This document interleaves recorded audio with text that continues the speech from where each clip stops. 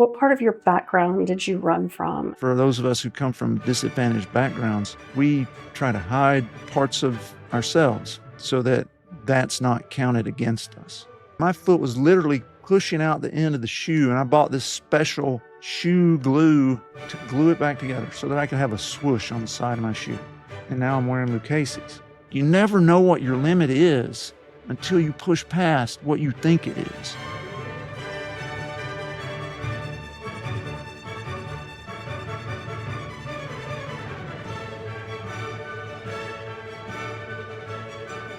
Welcome to Science of Leadership, where we explore leadership both practically and scientifically, what makes great leadership, why those things matter, and how we can do them well. I'm Tom Collins, and I'm thrilled to have you join us on this journey to becoming a better leader. Today's episode is going to be a little different from our usual format.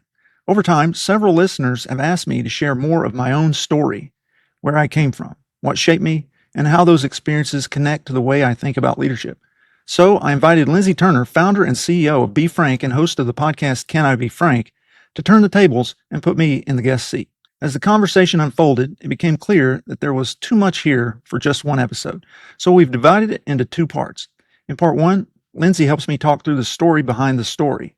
Growing up in East Tennessee, the people who saw possibility in me, the parts of myself I tried to hide, and some of the experiences that taught me we are often capable of far more than we believe. In part two, we'll move directly into what all of that has meant for my leadership, purpose, faith, mentorship, legacy, and why I believe leadership is ultimately about helping other people do great things. So today, we begin with part one of my conversation with Lindsey Turner, where I'm the host in the hot seat.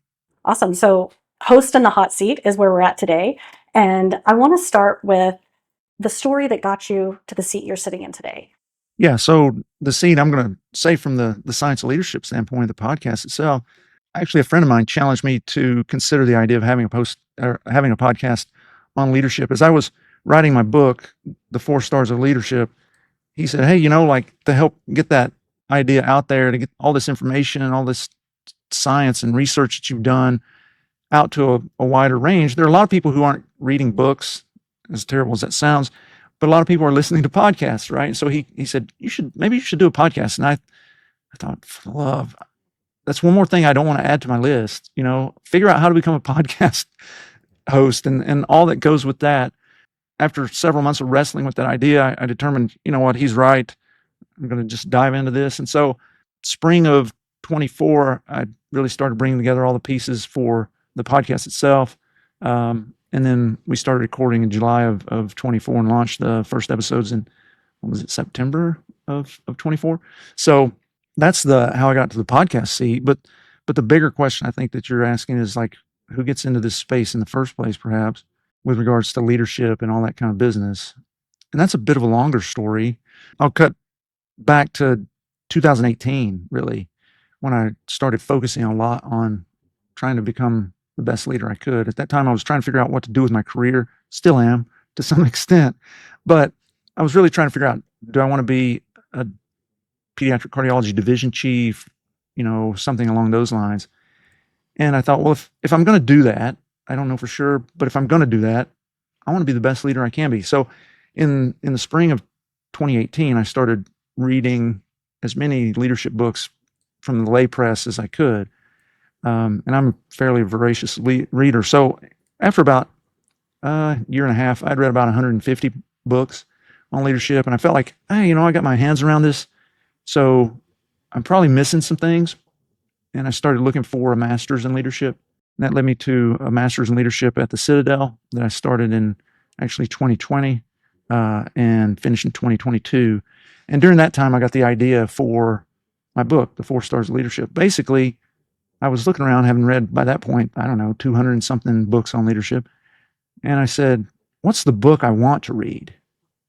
The leadership book that would really be awesome. And I looked around and I recognized that most books that are out there that are heralded as leadership books have one idea. Okay. Eat last or whatever it may be. Okay. Wow. That's great. You could do that in a sentence. I want a book that if I landed on a deserted island with 10 other people and had one book, that I could read that book and I could help us not die, that we could survive and thrive. And so that book wasn't out there and in the shape that I wanted, because I was, having been in the military before, I want to know what 4-star generals would say is the important thing in leadership. And that definitely was not out there. And so I got this crazy idea to interview 50. And they're so stupid. That idea was so entirely stupid because there are only about 250 living 4-star officers in the United States, only about 900 in history.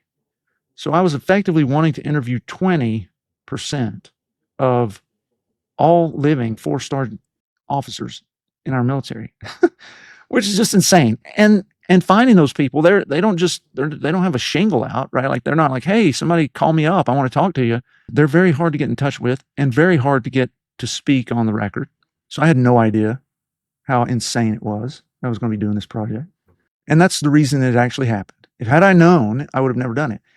But anyway, so I did this scientific study where I interviewed all these generals and admirals, and I asked them all the same questions and then synthesized all that information into a new leadership framework and system and accompanied all those great lessons with these real life stories from these people. And that became my book. So that's the longer version of kind of how I got to that place. I love that. And talk about insane and crazy. And you talked about the real life of those generals and how they got to where they are and what they've learned. Let's go way back in your story into how you got to where you are. What made the leader who is Dr. Tom Collins? Where did you grow up? What has shaped and formed you as a leader personally? Yeah, so I was only just born there because the hospital was there. I was born in Knoxville, Tennessee. My family, my mom and dad lived in just outside of a little town that's the county seat of Morgan County, Tennessee. So Wartburg, Wartburg, Wartburg. It's named after a castle in Germany where Martin Luther translated the Bible into German. And so Wartburg would be the pronunciation there. But in Morgan County, Tennessee, it's Wartburg because that's what it looks like. And so they brought me home to this tiny, I don't know, 800 square foot house maybe. I was the first of two children. I have a younger sister who's 13 months younger than I am. And my story really, from that standpoint, really, it's important to know the background of my parents. So my dad was one of 13, I believe it is, children. One died shortly after birth. Another was killed in a car wreck. So anyway, I'm never entirely sure of how many it was, but it's either 12 or 13. And he was kind of in the middle of that group. And this is Appalachia. Okay. So it was poor. My dad's dad, was a carpenter and built some houses and things in the area and so forth. And my dad, now looking back, had a learning disability. He never learned his multiplication tables. His writing, I still have cards and letters that he gave me. He's passed on, but is phonetic. Like he didn't spell most words right. And a lot of times people have to read it out loud to have some idea what he was saying. And he was advised by the teachers in his high school to drop out. He seemed like he just wasn't interested in school, and probably because school was hard for him because he was, had a learning issue. I think he probably had dyslexia. He probably had what's called dyscalculia. And so he dropped out of high school when he was 17. My grandmother, forged or whatever, lied that he was 18, and he joined the army and went off to Vietnam for a couple tours. And he came back kind of as a stereotypical Vietnam veteran, right? Like he picked up some habits in Vietnam that didn't serve him well for the remainder of his life. Then he came back and ended up meeting my mom. My mom grew up in a middle-class household, 3 children total. She was the middle. And my grandfather, her dad, worked for the Southern Railroad. So they had a, pretty reasonable life because he had a good living and so on. And so my mom finished high school and she elected not to pursue further training, even though my grandfather really wanted her to. He was actually ahead of his time, I think, in that he wanted his daughters to get a college education and to be independent of men. And so anyway, my parents ended up meeting, getting married. And so into the world I came, a few years later.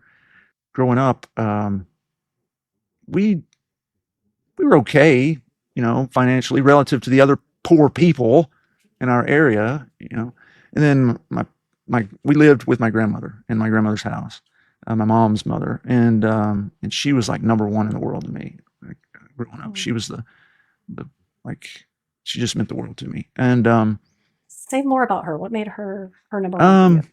let me pause here for a second and remind our listeners that my book, The 4 Stars of Leadership, is now available on Amazon, Barnes & Noble, and essentially all online outlets. It's getting rave reviews, and I'm certain you will find it not only informative, but also inspiring. So I hope you'll order your copy today. Now let's get back to this interesting conversation. That's a good question. I don't know. She was like, when I think about her, it's just warmth.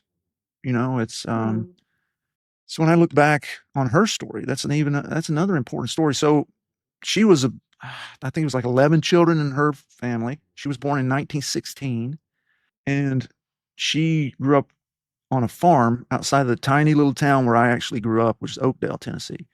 There was about 300 people in the town when I was growing up. Probably about maybe 200, maybe now. It's probably less than that. But it was a railroading town in the early 1900s. And so anyway, she grew up on this farm outside of Oakdale. And during the Depression, she was the oldest girl. And during the Depression, that farm fed over 50% of the surrounding community.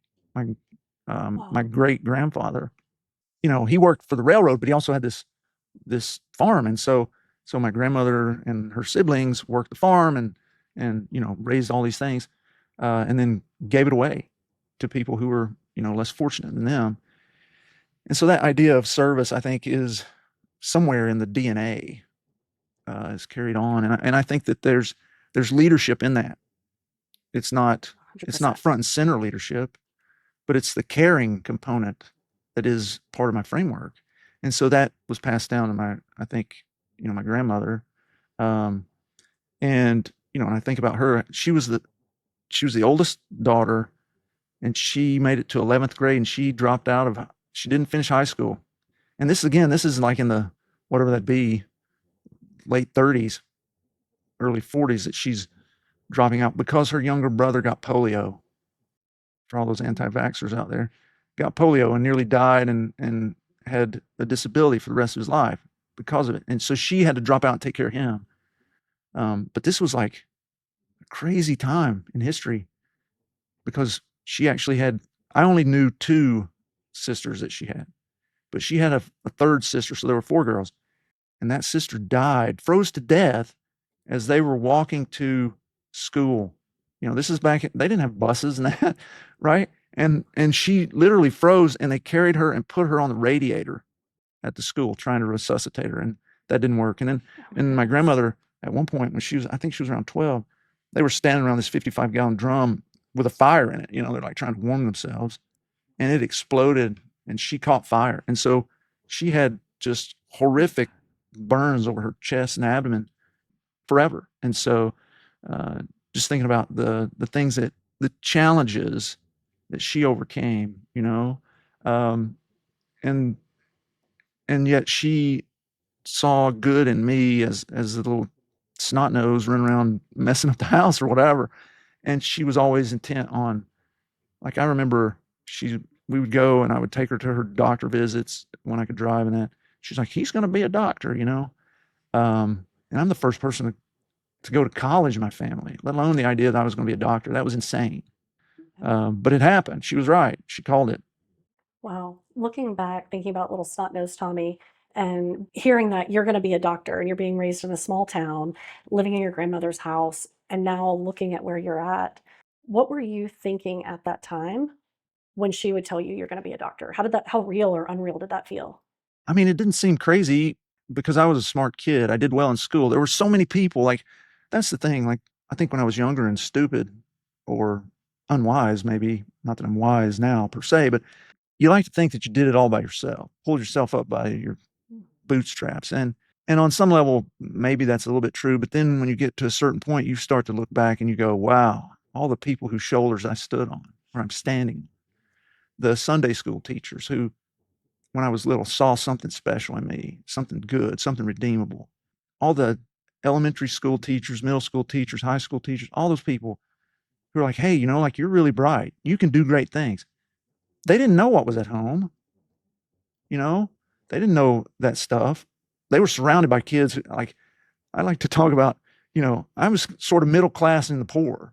Okay. Like where I grew up, most people were at that point, probably still, are really economically challenged, you know? Like I had family members who had an outhouse and that sort of stuff, right? Um, and so, yeah, we were poor in the poor scale, but then amongst the poor, we were kind of middle class, you know? Um, but these teachers and people who saw something worthwhile, and so they're like, yeah, you're going to do great things. And so oddly, I never thought anything other than that. Like, okay, yeah, that makes sense. I'm doing well in this class or that, or we took this standardized test and I did well on it, whatever. These people are like, they went to college. They know what they're talking about. This is their job. So they must be right. You trusted the leaders in your life.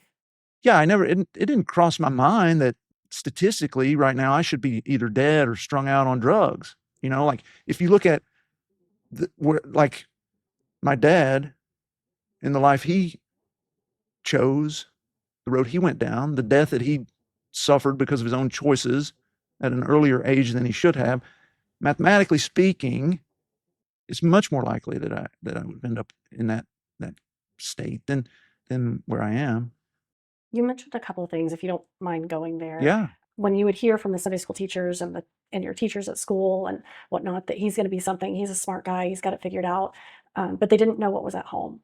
And then you mentioned your dad suffering his and losing his life, dying because of his own choices.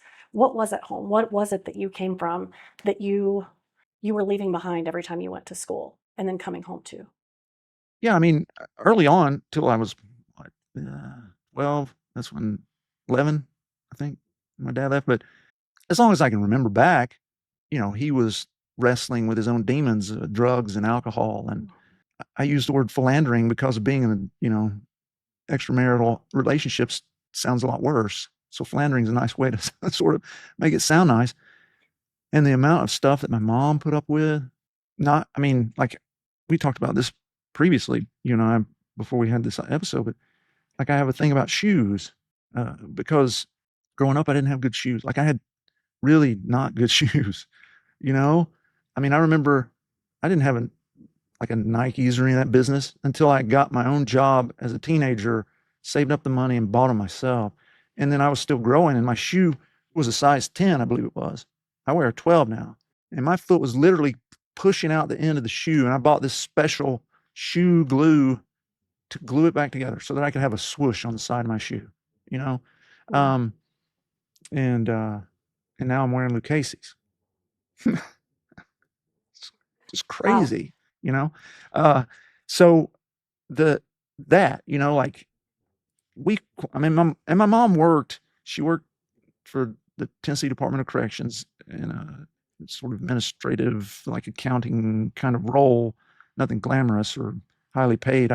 She never made more than, I think, $21,000 a year, but that was way after I was out of the house.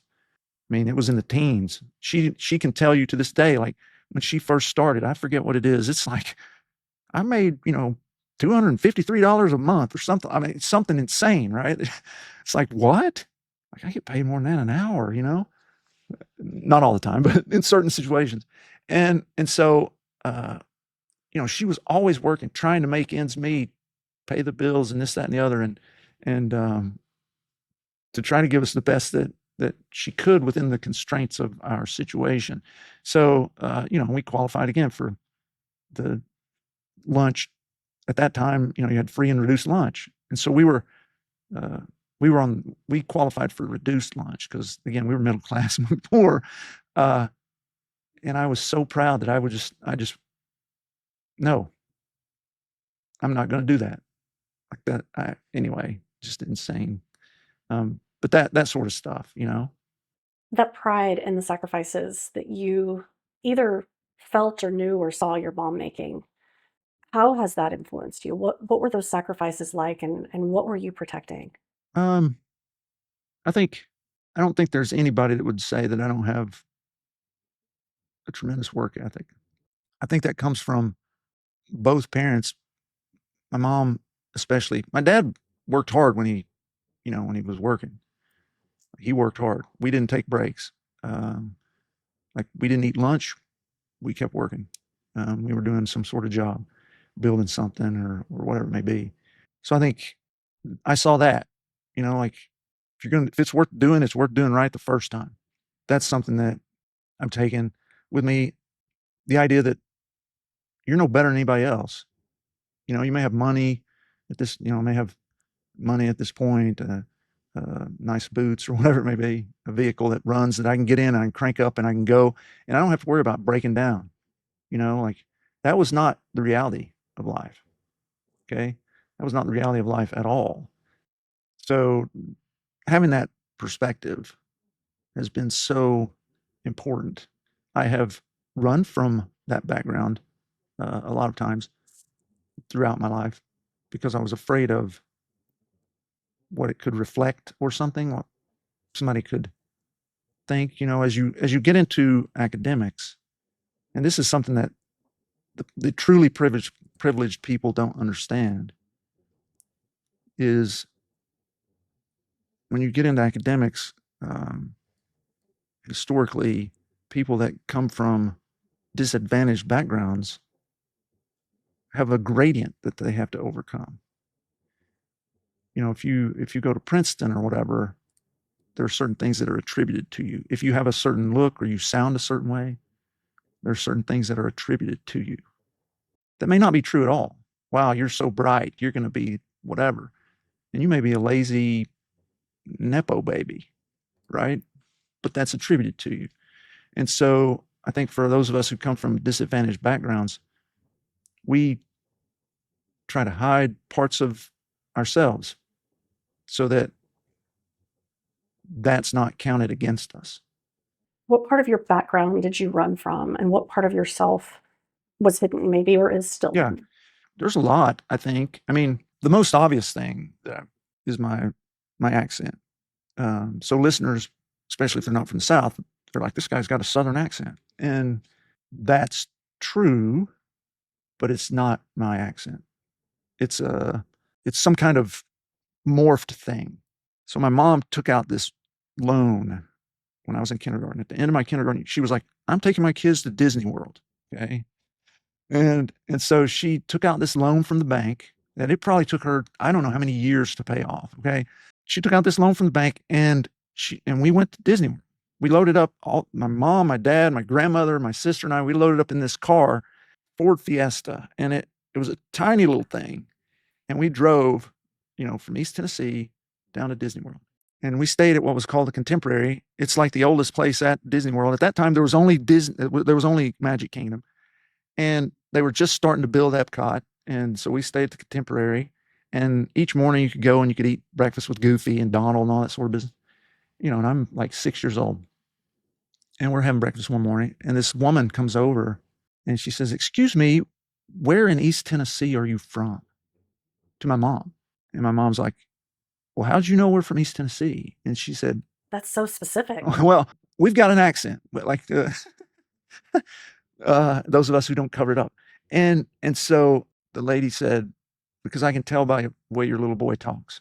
And it wasn't, like my mother-in-law has like the legit, like Scarlett O'Hara kind of, if you're going to record a Southern accent that's genteel and that's my mother-in-law. Beautiful Southern. Right. It is. It's beautiful. And the East Tennessee Appalachia accent isn't. It's not. It's hard and it's weathered and it's harsh sounding a lot of times. And there are certain colloquialisms that folks use and all sorts of different things that if you know enough, you can pinpoint where folks are from. So when she said that, it wasn't, wow, that's a beautiful Southern genteel accent. It was something different. When you're 6 years old, you hear that and it's like, I'm different in some way that's not good. And so from that day in 1981 to this moment, every word that I say goes through a filter to the point that my wife doesn't know my real accent. We've been married 25 years next month.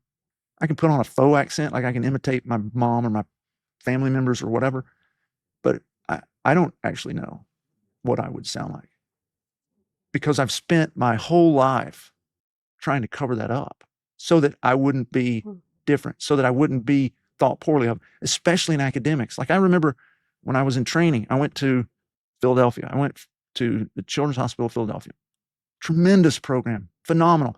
All these extraordinarily bright people. This is Ivy League, you know. And again, I've told you what my background is. You don't go to Penn from where I come from. Like that's just, but for the grace of God, the whatever intervention, you don't do that. And so I get there, and I remember people asking me. I can remember it exactly. The person who said, Did you wear shoes? Do they have paved roads where you're from? You know, that was one thing. There was somebody who was like, "Do we have an accent?" This was a person from New Jersey, like the worst grating New Jersey accent you've ever heard. And she says, "You know, do I have an accent?" And I said, "As much as I have to you, you have an accent to me." And nobody could imagine that I went anywhere but Vanderbilt University because that's the only thing they'd heard of in the South. And they all thought that I must come from some landowner who did, like, I just sat on the porch and drank mint juleps, you know, in my seersucker suit while the help was out. And like, that's the mentality that people had because that's the only South that they could envision that I could possibly have come from. And oh, how far off target were they? What would you want those classmates to know about you now? I got to know them all. I think most of them, you know where I'm from, know my background. It's more about any place that I've been that has poured into me, given me an opportunity that I like is unimaginable. Day in, day out, right now, I'm hoping to reflect well on Tennessee Tech University, University of Tennessee Health Science Center, University of Pennsylvania, and Children's Hospital of Philadelphia. Now, with my master's at the Citadel, with my PhD, University of Kentucky, like I want people to go, we're proud that guy was a part of our group. So hopefully those folks, you know, that were classmates and things are like, yeah, I'm proud that he's a part of our group. What do you think little Tommy, 6 years old at Disney World after that waitress said what she said, asked about your accent, what do you think little Tommy would say looking at you now and the journey you've had? Where did my hair go? Yeah. Golly, I don't know. I mean, on some level, I always had this like, you know, I'm going to go to college or whatever. I'm going to do something really cool. I don't think that he would have the ability to imagine it.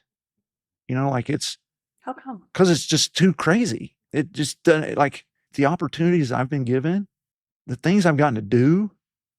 You know, I've traveled to all sorts of different countries. It's just too big. I've done an Ironman. I've competed in national championships. I wrote a book that I personally think is really great. Like it's just beyond.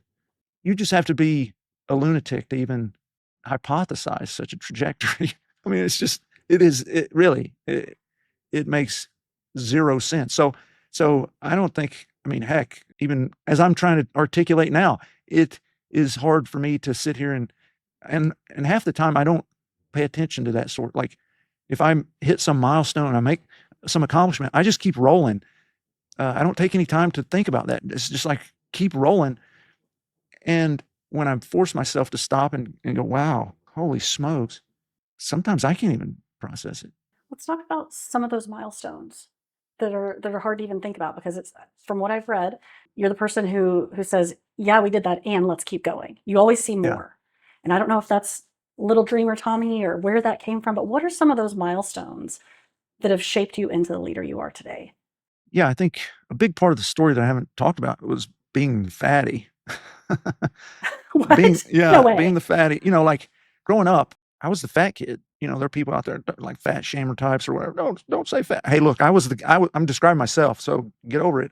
Um, I was the fat kid, and I mean that, like, to the point that we don't have a lot of pictures of me from the time I was about 8 until I was about 17 because I had destroyed them all. You know, almost all of them. I came across a batch when I was helping my mom clean out her top part of her house. And so that was the first time that my wife, and this was just a couple years ago, the first time my wife saw a picture of me when I was in my most embarrassing state. This was back when it wasn't like nowadays. I see these young people, and there's like the overweight guy and the prom queen, and it's like that never happened in my day. Like that I never had a date. Okay. Never had a date, never had a girlfriend till after I got to college, because I was the nice guy, the funny guy, the smart guy, the guy that all the girls would go to for wisdom or whatever. You were safe for them. Right. My experience in life was the 80s sitcom or rom-com of like where there's always like the beautiful girl and the guy that's like right there, and she's opining over some, athlete who's shot her down or treated her poorly or whatever. And she's like, I can't find anybody who would just love me for who I am. And I'm like, I guess I'm nobody, glad I can dispense wisdom or whatever. Right. So that was my experience. When I was a junior in high school, my 17th birthday, I was about 5 feet 9 inches now at that time. And now I'm a quarter of an inch shy of 6 feet. And I got on the scale on my 17th birthday, and I looked down, and I was 247 pounds. And when you're 5'9", 247 and 17 years old, that's not a good look. It's not a good look. You weren't playing linebacker or anything. No, I wasn't playing anything. And I said, seriously, if I don't lose weight, nobody will ever love me. That's where I was. And so I decided, okay, well, I got to change some stuff, quit eating all the Totino's pizza rolls or all this sort of stuff, drinking sodas. And so I started doing calisthenics. And in our house, my grandmother and I, we lived on the top floor of the house, and the house was 100+ years old. And my mom was afraid I was going to crash through the ceiling doing like jumping jacks and stuff. And so I had to go out in the yard to do that so I wouldn't crash through the ceiling. And then she scraped together some money, got me a membership at this little gym, and I started working out. And then a few months later, decided I was going to go out for the baseball team. Never having played any organized sport whatsoever, here I am, going to go out for the baseball team. And I showed up the first day, and they said, okay, first thing we're going to do is run a mile. And my first thought was, I'll die. And that wasn't like me being funny, even though I was the funny guy. It was being serious. Like I was trying to assess my physiology. And I determined that the likelihood was that I would die if I tried to run a mile. But here I was, I'm going out for the baseball team. So I set off and trundled around, this track, and I made it 4 laps. And I didn't die, clearly. I'm here. I ran a mile, and it was just like, holy smokes. I didn't think I could do that, but I did it. And so I went home and I started running every day, more and more. I didn't make the baseball team, but by that summer, I was running 10 miles a day, 5 in the morning, 5 at night. And so when I started my senior year, I was 187 pounds. People, fascinatingly enough, people still saw me as a fat guy. It wasn't until I got away from that setting, got to college, suddenly I was like somebody of interest to women. And so that was great. But it was that sort of thing where I had this mental limit on my capability. I will never run a mile. I will die. Wrong. You're wrong. You did it. And so that moment informed so much, I think. To go from that to having finished Ironman Texas, ended up in the hospital, but I finished that mother. It's that sort of thing. You never know what your limit is until you push past what you think it is, until you actually get to it. And it is so much further out in front of you than you think it is. And I think that's the story for me on a lot of this stuff. If I would have listened to some of the things that are out there, some of the experts on where I should end up, it wouldn't be here. It wouldn't be us having this conversation. Wouldn't have written a book, wouldn't have done all the stuff. Would never have done it.